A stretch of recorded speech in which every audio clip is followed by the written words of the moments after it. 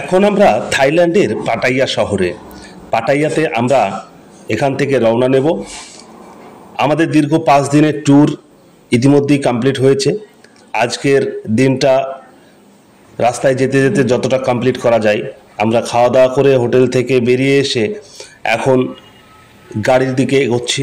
দেখতে পাচ্ছেন আমাদের ভলভো বাস দাঁড়িয়ে রয়েছে। এই ভলভো বাসে করে এখন আমরা ব্যাংককের উদ্দেশ্যে, অর্থাৎ ব্যাংকক ইন্টারন্যাশনাল এয়ারপোর্টের উদ্দেশ্যে রওনা দেব। আমাদের সকল সঙ্গী সাথী যারা রয়েছেন তারা দেখতে পাচ্ছেন আসছেন।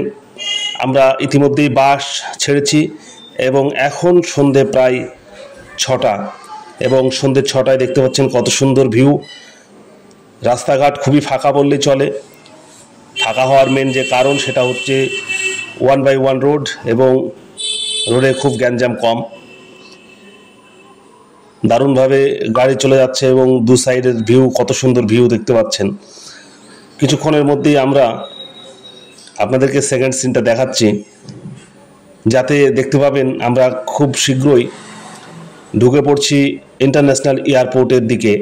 দেখতে পাচ্ছেন একদম ইন্টারন্যাশনাল এয়ারপোর্টের ইনসাইডে আমরা ঢুকে গেছি, এবং কত সুন্দর লাইটিং দিয়ে সাজানো ইন্টারন্যাশনাল এয়ারপোর্টটা, ব্যাংকক ইন্টারন্যাশনাল এয়ারপোর্টটা কত সুন্দরভাবে সাজানো গোছানো দেখতে পাচ্ছেন। আমরা ব্যাংকক ইন্টারন্যাশনাল এয়ারপোর্টের সামনে, এখন রাত্রি মোটামুটি 8:30। আমরা এখন ইন্টারন্যাশনাল এয়ারপোর্টের কাছে চলে এসেছি। আমরা গাড়ি থেকে আমাদের সমস্ত লাগেজ কালেক্ট করব এবং আস্তে আস্তে ভেতরের দিকে চলে যাব। আমরা গেটের মুখে একদম চলে এসেছি। আমরা বাস স্ট্যান্ডে গিয়ে এখানে বাস হোল্ড করে নেমে আমাদের সমস্ত লাগেজ নিয়ে ভেতরে ঢুকতে হবে। আমাদের রাত্রি 11টা, 11:30 এইরকম সময় ফ্লাইট রয়েছে।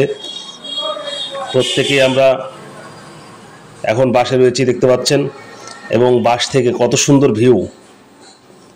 থাইল্যান্ড এয়ারপোর্টের বাইরে কত সুন্দর সাজানো গোছানো সুন্দর ভিউ, সেই ভিউটাই আপনাদের সামনে তুলে ধরছি।